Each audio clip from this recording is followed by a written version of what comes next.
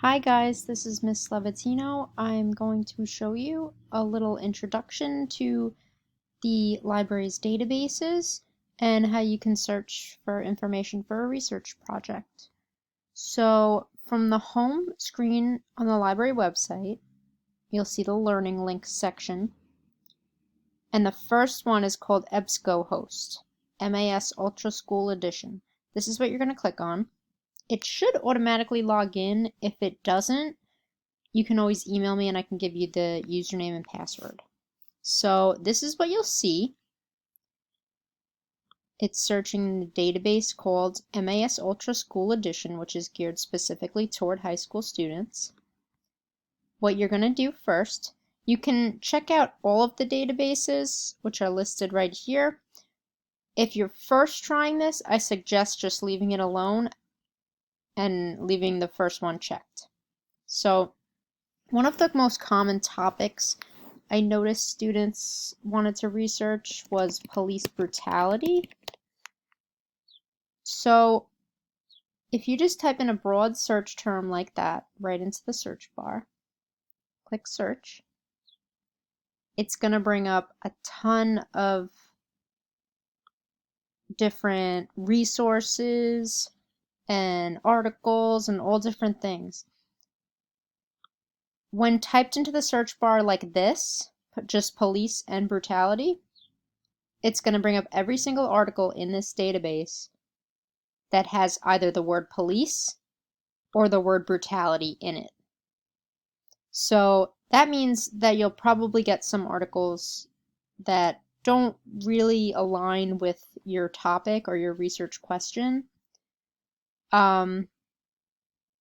So that's when you can change what you're searching for and use a word like end. So police brutality, end, and you can see all these choices that already come up, but let's say you're doing it on racism. That's going to come up with, it's going to lessen the amount of results. So there we go. What you do want to do is make sure to limit it to full text so that you don't read a little blurb about the article and then it's not available to you for free.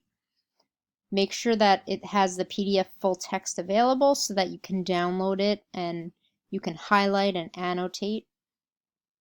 Another tip I suggest is making sure that you're only looking at articles that were published in at least the last 20 years. You don't want to be reading an article and all of a sudden you realize it's from 1972 and it's very irrelevant and doesn't match up with what you're trying to prove in your paper. So you can change that over here. Hit enter, it'll automatically update. And there were a few, there were about 30 different articles that were prior to the year 2000. So that's basically how you search. Once you click on an article, they all open up the exact same no matter what they're from. This one you can see is from Time Magazine. They're going to open up just like this. On the left, you'll see the PDF full text. And on the right, you'll see this toolbar, which is going to really come in handy. The article will also have an abstract, which basically is a summary of the entire article. So that makes it easy to just read that quickly and be like, think in your head, does this have to do with my research question? Will this be helpful? And set that article aside if you think it'll be helpful. You can add it to Google Drive. You can add it to a folder on here. You can print it. Or you can forget about it. Let's say you read the abstract and you're like, it doesn't really have to do with what I want to write about. So go back and choose a different article. One of the other great features of this database is the citation tool, which you should see on almost every article. Some of them may not have it for some reason. Just reach out to me if that happens.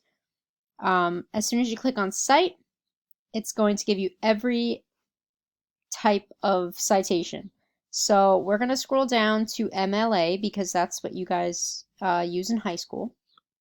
And it gives you this whole citation. So that just gets added to a works cited page or a bibliography page.